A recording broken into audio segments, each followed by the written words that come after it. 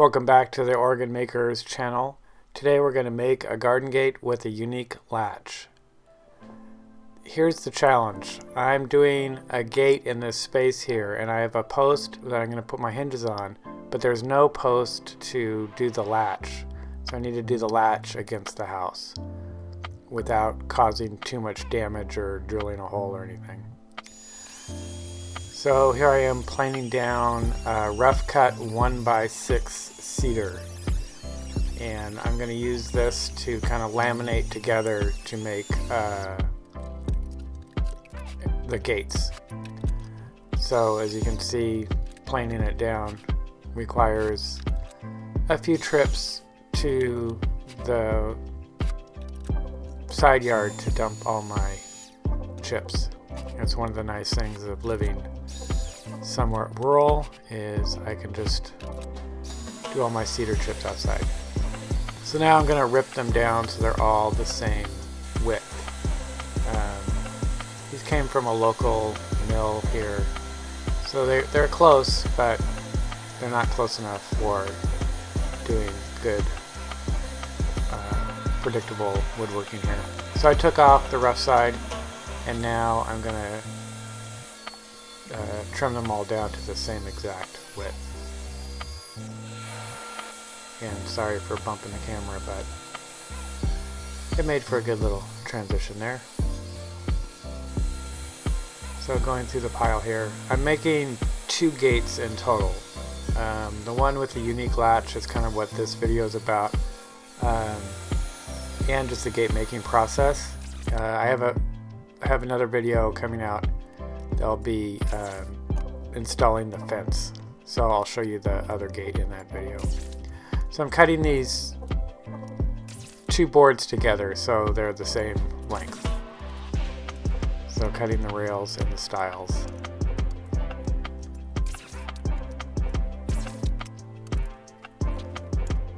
And then I'm going to reinforce those joints with biscuits. So I was just kind of looking, would 2 biscuits fit in there, and it was a little tight.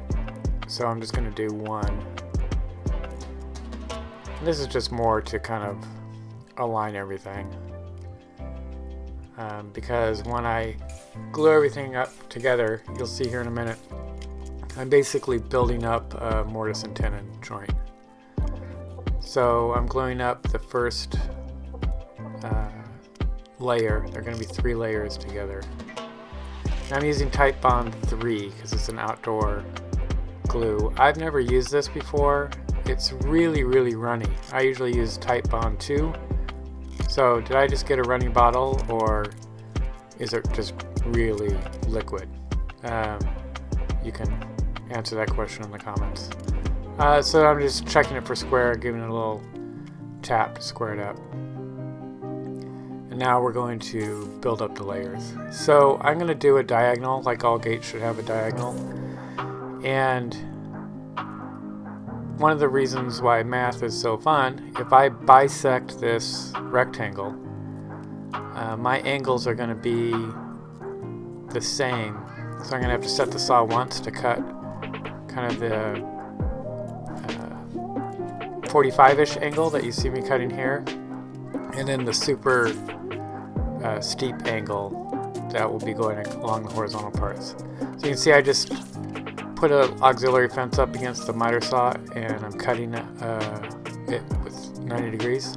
So if you're not comfortable making that cut, don't make that cut. Cut it by hand.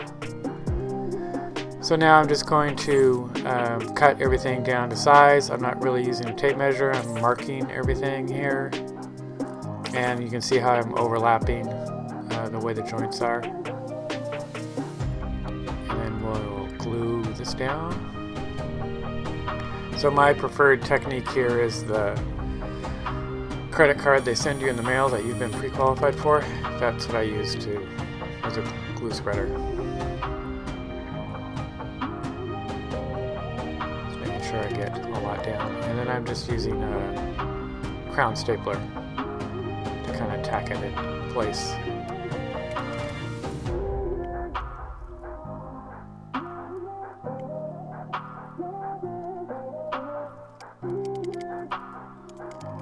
Alright, Alright, so now you can kind of see how I've got that mortise built up.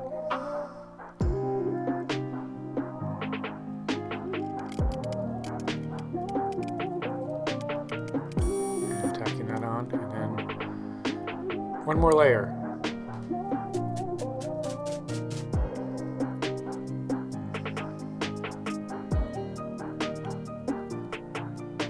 I usually don't glue things up this big, so I don't have a roller or anything like that. Credit card works great.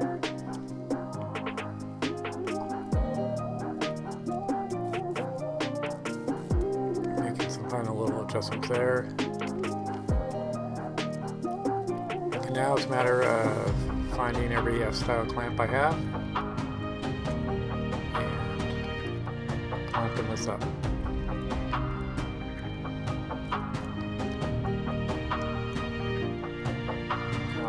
Set overnight.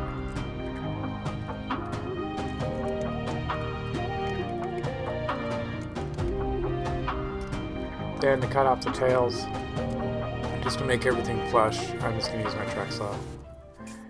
It doesn't go quite full depth. I'm like 1/8 of an inch short, so I'll hit that with a block plane.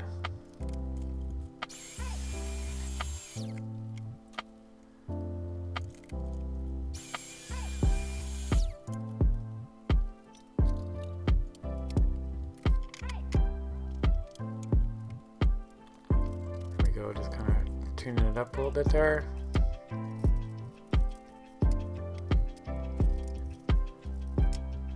So that's basically the gate. These are the hinges I'm going to use. Wanted the gate to swing both ways because this gate is between their driveway and their backyard, and this way they can either push it or pull it. They've got their arms full. Kind of goes to their backpack. So I'm going to countersink the hardware, the nut side of this. These are carriage bolts. I've got a little sacrificial piece of wood there to prevent blowout. And the carriage bolts go into the hardware. I'm having to twist them a little bit to get in there. And then it worked out perfectly that the bolts were the same length as the thickness of the fence, or the gate. Alright, so this is how I spent many sleepless nights on how to figure this out. So I have just a regular dowel stock here. And then I'm going to cut that down and then cut it in half. And however you think is the safest way to cut a cylinder is exactly how I cut it. So now I'm going to make the receiving end of this latch. So I have some oak and I drilled a hole in it the same diameter as the dowel,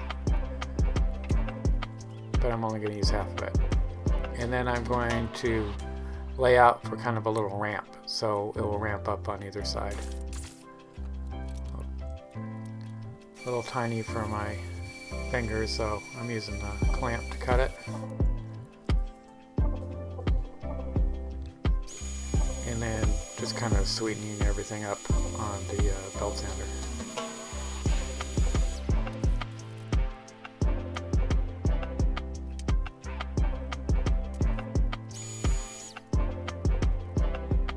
And there you go.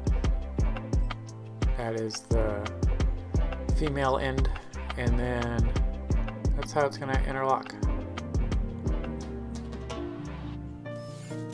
So I got this flat bar stock at the hardware store, and I'm just going to round over the top because this is how you're going to open the gate.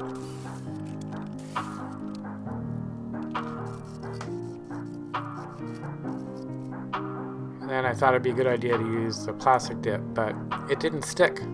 So I cleaned it off with acetone and like magic, it stuck. Just had, I guess, a little residual oil on it. So I'm going to do 2 coats. The first coat's going to sit for 30 minutes. And then I'm going to coat it again. And and then let that sit for 4 hours is what the can says.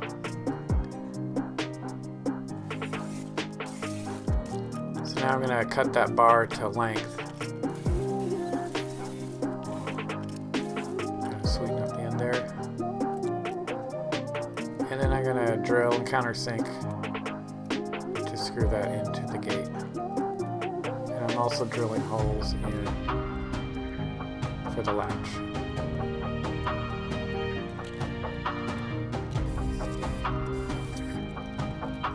I took my drill bit there, I had to rechuck it.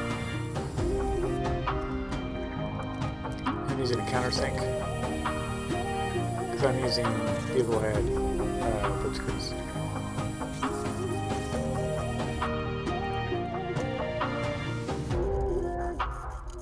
Alright, just kind of filing down the back side of those holes, and then I'm going to mix up some epoxy. And if you've mixed up epoxy, you know exactly what this smells like. And put a couple screws in.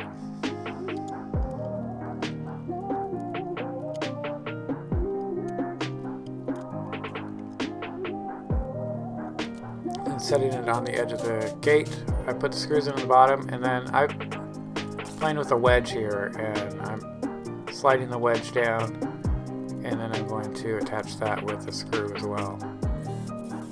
And this is kind of what's going to give it that spring tension to close and latch securely.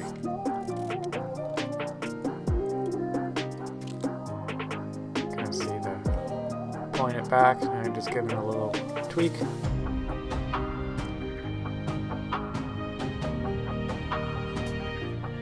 Alright, let's install it.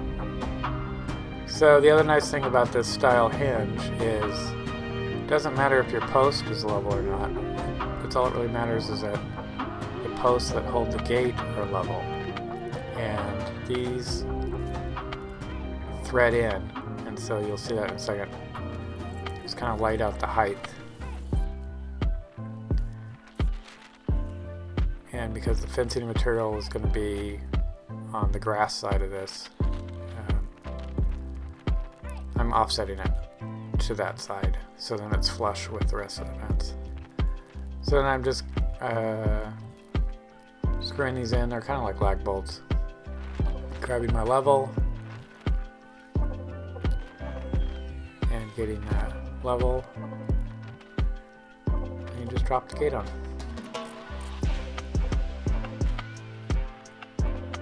So now I'm going to attach the latch to the trim of the house. And kind of see how it's closing on its own there. A little spring tension. And it's closed.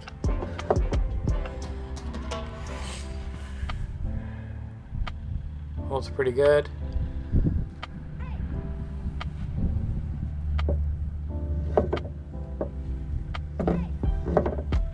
Kind of closes on its own. I like the sound it makes too. And big sigh, that's how we made it. Stay tuned for the fence video coming up.